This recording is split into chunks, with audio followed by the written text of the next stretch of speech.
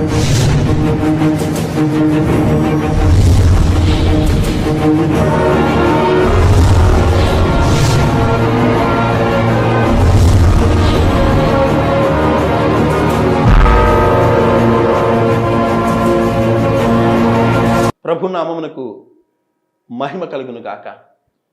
ఈరోజు వాక్యం వింటున్న మీ అందరికీ కూడా మన ప్రభువును రక్షకుడైన యేసుక్రీస్తు ప్రభు వారి శ్రేష్టమైన నామములో అందరికీ వందనాలండి. నిజంగా యేసు మహిమ అను ఈ కార్యక్రమం మీకు ఆశీర్వాదకరంగా ఉందని మీరు తెలియజేస్తూ ఉన్నారు.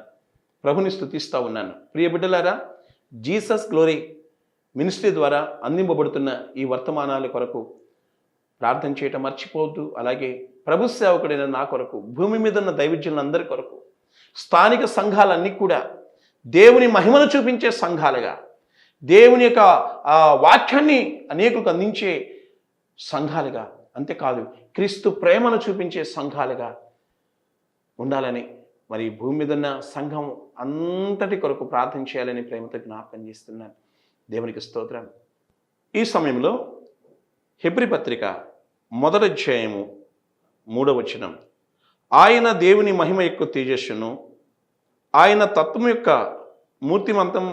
మూర్తిమంతమై ఉండి తన మహత్తు గల మాట చేత సమస్తమును నిర్వహించచ్చు, పాపముల విషయంలో శుద్ధీకరణము తానే చేసి దేవదూతల కంటే ఎంతో శ్రేష్టమైన నామము పొందెనో వారికంటే అంత శ్రేష్ఠుడై ఉన్నత లోకమందు మహామహుడగు దేవుని కుడిపార్శ్వమున కూర్చుండెను. ప్రార్థన. మహాపరిశుద్ధుడా నా కన్న తండ్రి, ఈ దినాన ఈ సమయాన ఎవరైతే మీ మాటలు వింటున్నారో ప్రతి బిడ్డను దీవించు ప్రభువా, ఆశీర్వదించిన నాయన. నా తండ్రి, నీ ప్రేమ కలిగిన తాకిడి ప్రతి కుటుంబాన్ని ఆవరించును గాక, అద్భుతం జరుగును గాక. పరిశుద్ధాత్మదేవ సహాయం చేయండి నా నాయన. నీవే గొప్ప కార్యము జరిగిస్తున్నందుకు వందనాలు ప్రభు. కృప చూపించండి, నీ కృపలో భద్రపరచండి, అద్భుతం జరిగించండి. నీవే గొప్ప కార్యం జరిగిస్తున్నందుకు వేవేల స్తుతులు స్తోత్రాలు అర్పిస్తూ నీ దాసుని నన్ను మరుగుపరిచి మాట్లాడమని యేసు నామములో ప్రార్థించి అడిగి వేడుకొంచున్నాను నా ప్రియ పరలోకపు తండ్రి. ఆమెన్. నాతో కలిసి ప్రార్థించిన మీ అందరికీ మరొకసారి వందనాలు తెలియజేస్తా ఉన్నాను. ఈరోజు యేసుక్రీస్తు ప్రభు వారి గురించి కొన్ని విషయాలు మీకు చెప్పాలని నేను ఆశపడుతున్నాను. దేవునికి స్తోత్రం. 3వ వచనంలో ఆయన దేవుని మహిమ యొక్క తేజస్సు. దేవునికి స్తోత్రం. యేసుక్రీస్తు ప్రభు వారు ఎవరంటే దేవుని మహిమ యొక్క తేజస్సు. మహిమ, తేజస్సు రెండు ఒకటే. మహిమ లేకుండా తేజస్సు లేదు. దేవుని వేరుగా, యేసుక్రీస్తు ప్రభుని వేరుగా మనం చూడలేము. దేవుని యొక్క మహిమ చాలా చాలా గొప్పది. కోటి సూర్యుల తేజస్సు మహిమ కంటే గొప్పది. ఒక వ్యక్తి అంటాడు, దేవుడుంటే నాకు చూపించు అంటాడు. ఏ వ్యక్తినైతే అడిగాడో ఆ వ్యక్తి అంటాడు, దేవుణ్ణి కాదయ్యా నువ్వు చూసేది, దేవుడు సృష్టించిన సూర్యుడు ఉన్నాడు, ఆ సూర్యుడి దగ్గర ఒక 2 నిమిషాలు అలాగే చూస్తూ ఉండు, అప్పుడు నువ్వు దేవుణ్ణి చూడగలవు అన్నాడు ఆయన. అప్పుడు ప్రశ్న వేసిన ఆయన అన్నాడు, అయ్యా సూర్యుడి వైపు చూస్తే నా కళ్ళు ఉంటాయి అంటావా అన్నాడు. మరి సూర్యుడినే చూడలేని నీవు ఆ దేవుణ్ణి చూడగలవా? ఈరోజు నా దేవుని మహిమ మన ఇంటిని ఆవరిస్తుంది. ఆ దేవుని యొక్క మహిమ యేసుక్రీస్తు అనే తేజస్సు ద్వారా మన హృదయాల్లో కుమ్మరింపబడుతుంది. మహిమ లేకుండా తేజస్సు రాదు, వెలుగు రాదు. అందుకే ప్రభు అన్నాడు, నేను లోకమునకు వెలుగునై ఉన్నాను అని.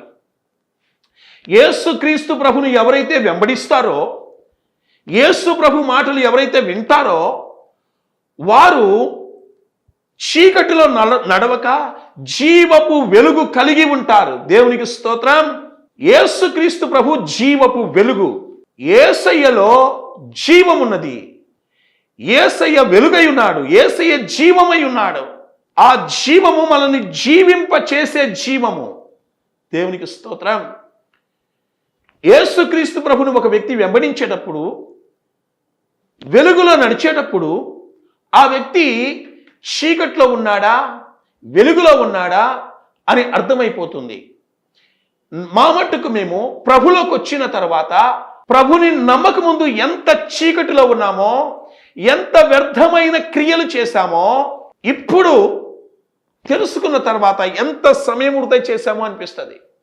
నా మట్టుకు నేనైతే 6వ తరగతి చదివే పిల్లవాడిగా ఉన్నప్పుడే నా ప్రభు వెలుగులో నడవటానికి ప్రభు నాకు సహాయం చేశాడు. చిన్నప్పుడే మా దైవజనులు ఆయన ఒళ్ళో కూర్చోబెట్టుకొని నాకు ప్రార్థన చేశాడు. చిన్నప్పుడే ఆయా మందిరాలకు వెళ్ళి పాటలు పాడేవాడిని. చిన్నప్పుడు చక్కగా డ్రమ్ ప్లే చేస్తూ దేవుని ఆరాధించేవాడిని. దేవునికి మహిమ కలుగును గాక. నా యవ్వన కాలంలో 19వ సంవత్సరంలో ప్రభు ఈ సువార్త భారాన్ని నా భుజముల మీద ఉంచాడు.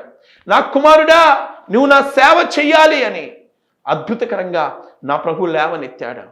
నన్ను వెలిగించిన ఆ వెలుగైన ఆ యేసుక్రీస్తు ప్రభు, ఆ తేజస్సు అయిన ఆ యేసుక్రీస్తు ప్రభు నా ద్వారా, ఓ థ్యాంక్ యూ లార్డ్, అనేకులకు వెలుగైన ప్రభు ఇదిగో అనేకులకు ఆయన పరిచయం అవుతున్నాడు. దేవునికి స్తోత్రం. నా ప్రభు హెచ్చింపబడుతున్నాడు, నా ప్రభు ప్రకటింపబడుతున్నాడు. ఓ నా ప్రభుకి మహిమ కలుగును గాక. దేవునికి స్తోత్రం.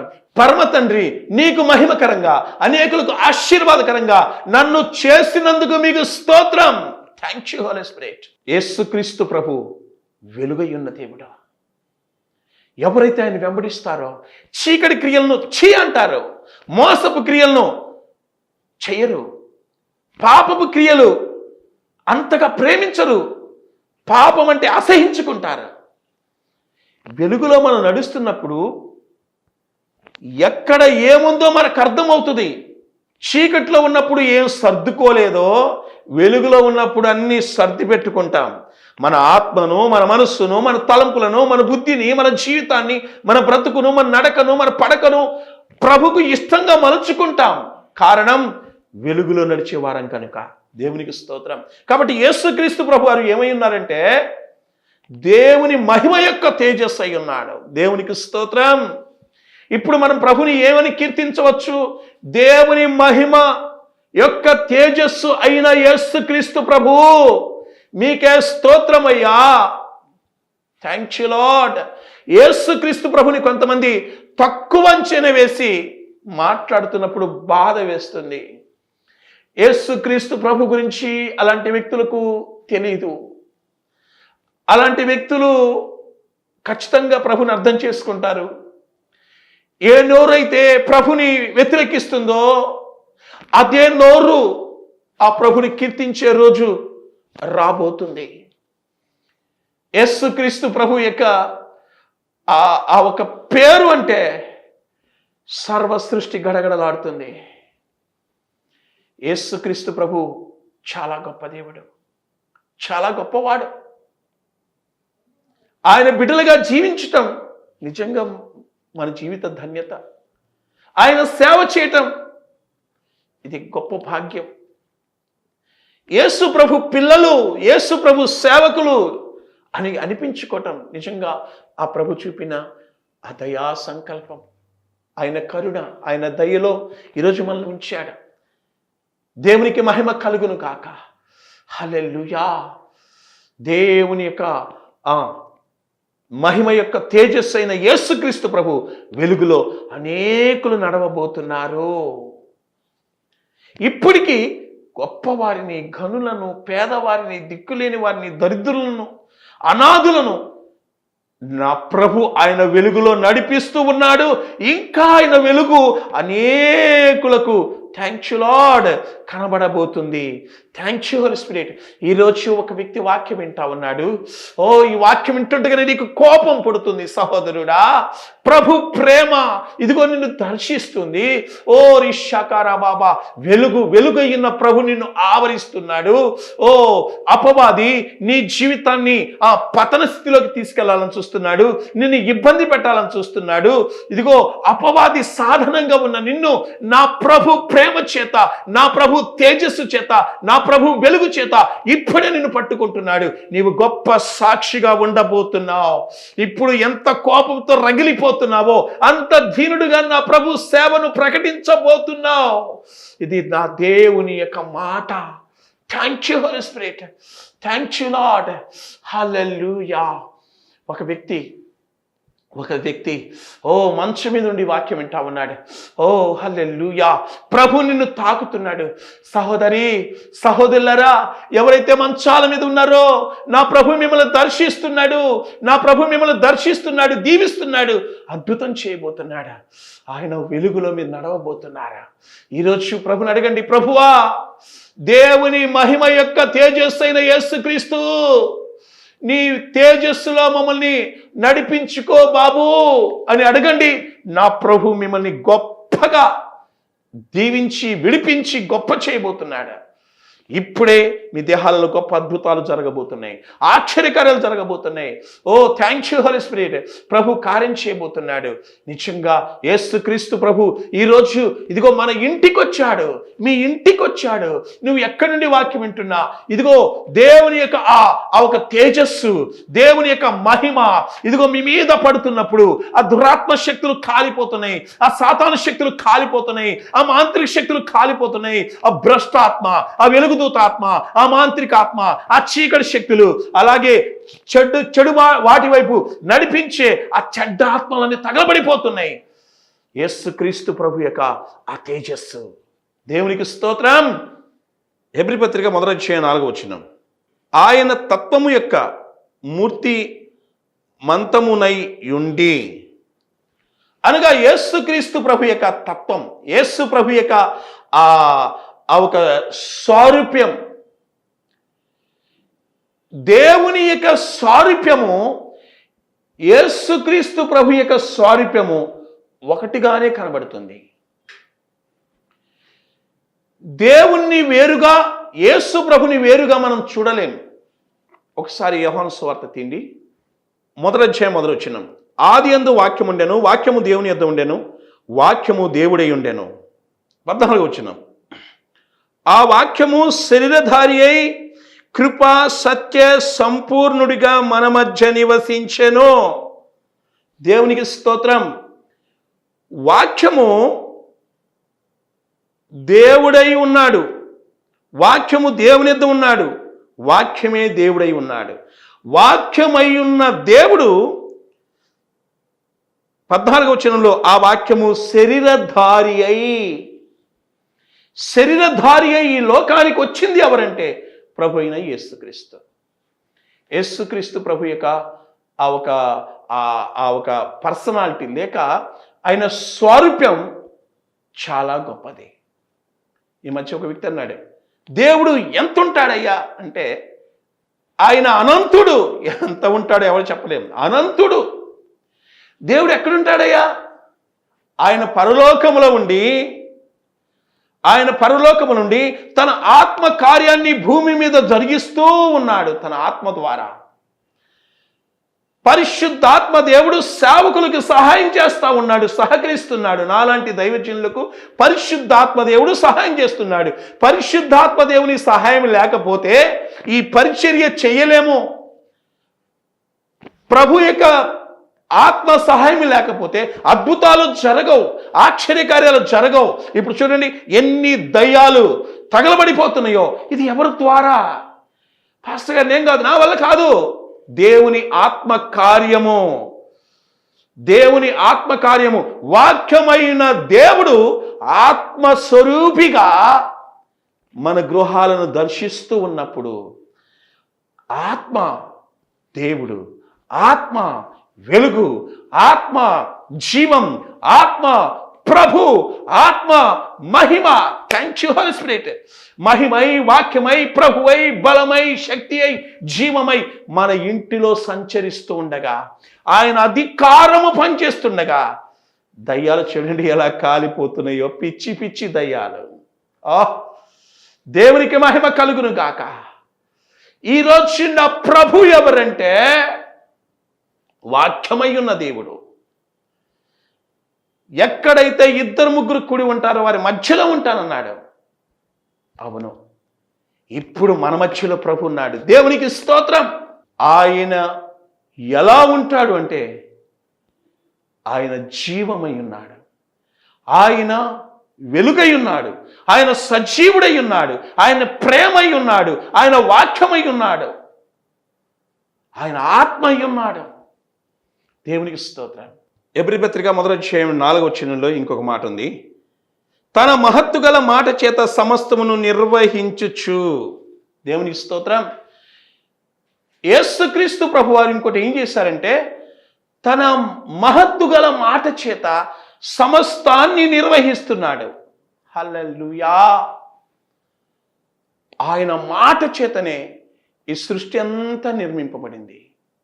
ఆయన మాట చేతనే సమస్తాన్ని నిర్వహించుచున్నాడు, నడిపిస్తూ ఉన్నాడు.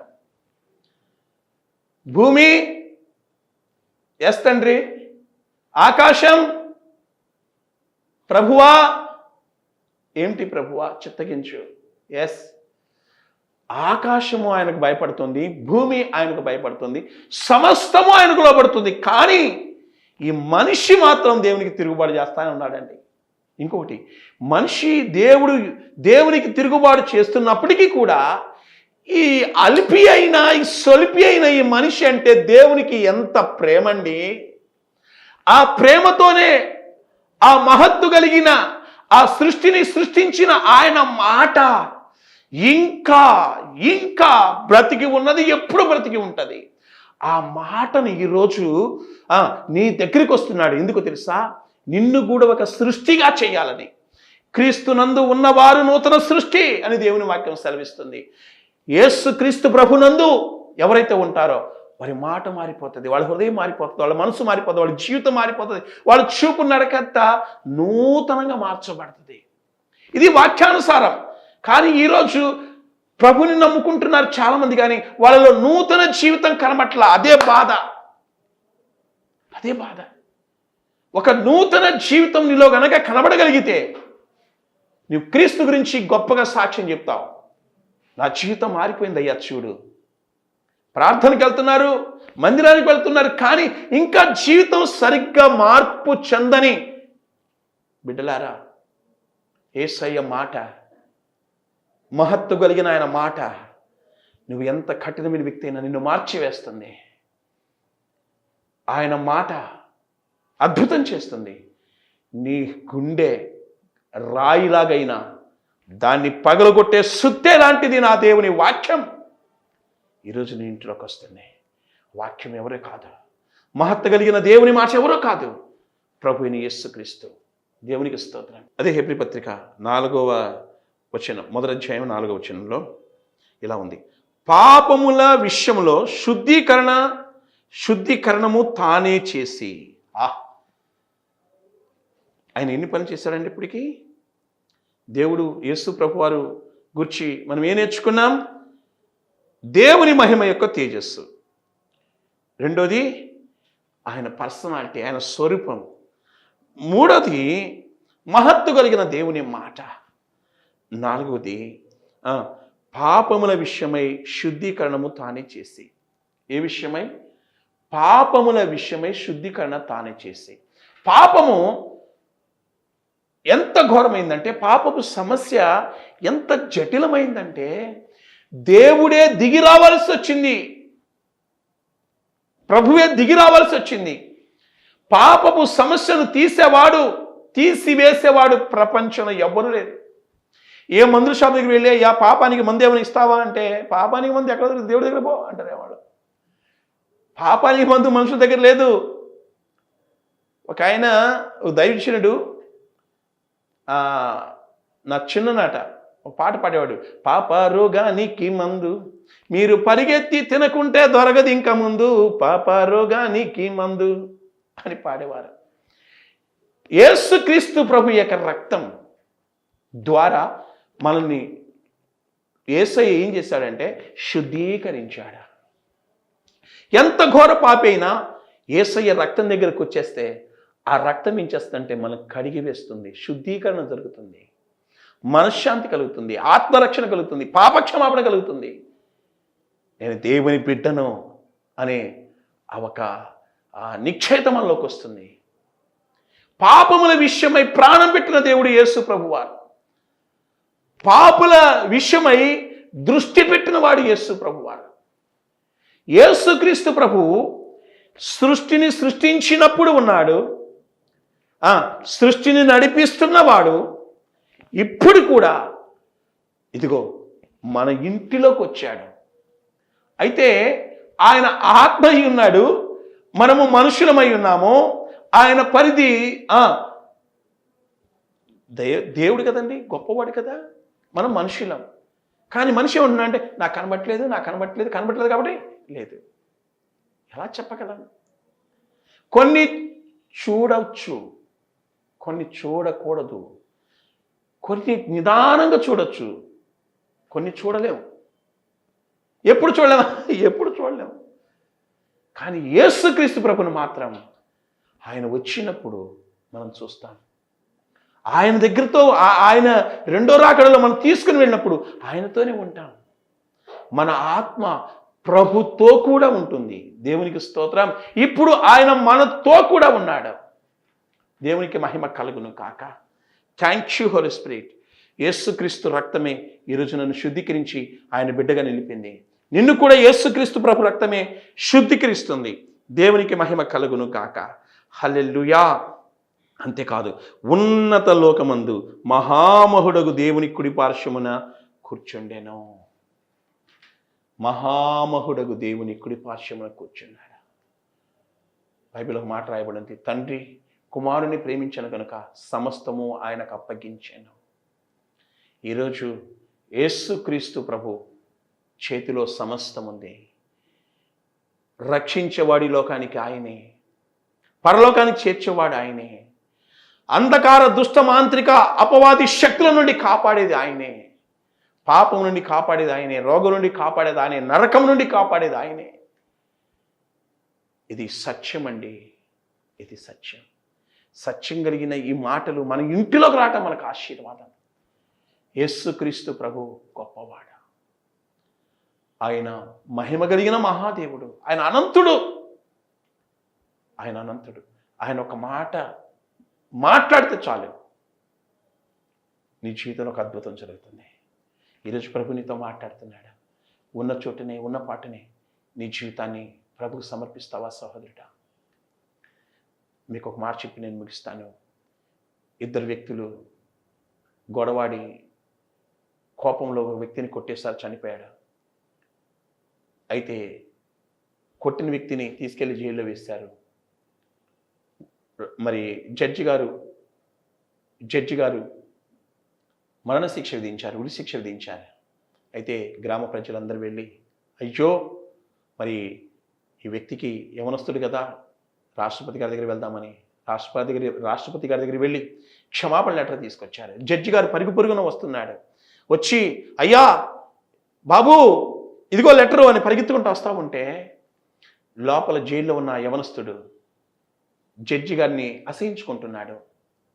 కనీసం కనికరం లేకుండా నన్ను మరణశిక్ష విధించాడా, ఆయన ముఖమే నేను చూడను అని హేళన చేస్తున్నాడు, వెక్కిరిస్తున్నాడు, అసహించుకుంటున్నాడు. జడ్జి గారికి ఎదురుగా ఉన్న వ్యక్తి ఒక్కసారి వెనక్కి తిరిగిపోయాడు. ఒకసారి వీపు చూపించాడు. ఆ జడ్జి గారు నిలబడి వెళ్ళిపోయాడు. అయితే ఉరిశిక్ష అమలు చేయబడుతుంది. అప్పుడు అక్కడున్న జైలర్ చెప్పాడు, అయ్యా ఆ క్షమాపణ లెటర్ నీకు ఇచ్చారు, నువ్వు రేపు చనిపోకుండా ఉండాల్సింది. కుప్పకూలిపోయాడు ఆ మాట అనగానే. ఉరిశిక్ష సమయంలో అయ్యా ఏమన్నాడు తెలుసా? ఈరోజు నేను ఆ వ్యక్తిని చంపినందుకు చచ్చిపోవటంలా, రాష్ట్రపతి గారు ఇచ్చిన ఆ క్షమాపణ లెటరు తీసుకోకుండా ఉన్నందుకే చచ్చిపోతున్నాను. వింటున్నారా? ఈరోజు పాపము చేసినందుకు కాదు, యేసుక్రీస్తు ప్రభువుని నమ్మకుండా ఉన్నందుకే అనేకులు నరకానికి వెళ్ళిపోతున్నారు. సహోదరులారా, నేను మీలాంటి పాపినే ఒకప్పుడు నా ప్రభు నన్ను రక్షించాడు, మిమ్మల్ని కూడా రక్షిస్తాడు. ప్రార్థన. మహాపరిశుద్ధుడా, వాక్యం ఇచ్చిన బిడ్డలందరినీ బలపరచు, మీరు అక్కడ కొరకు సిద్ధపరచు. సమస్త దయాలను బంధిస్తూ యేసు శక్తిగల నామములో thank you lord.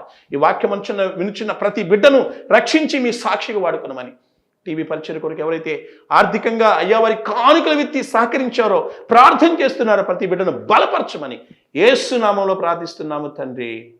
Amen, amen. త్రియక దేవుని నిత్య దీవెనలు నిత్యం మీకు తోడైండును గాక. ఆమెన్. అందరికి వందనాలు. మీకు ఏదైనా ప్రార్థన వస్తుంటే మాకు తెలియచేయండి. ప్రభు మిమ్మల్ని దీవించును గాక. ఆమెన్. మా చిరునామా brother R Timothy Nayak, Jesus glory ministries, యేసు మహిమ ఆత్మ మందిరం, బోయపాలెం, ఎడ్లపాడు మండలం, గుంటూరు జిల్లా, ఆంధ్రప్రదేశ్. మీ ప్రార్థన అవసరాల కొరకై ఫోన్ నెంబర్ 8985993619.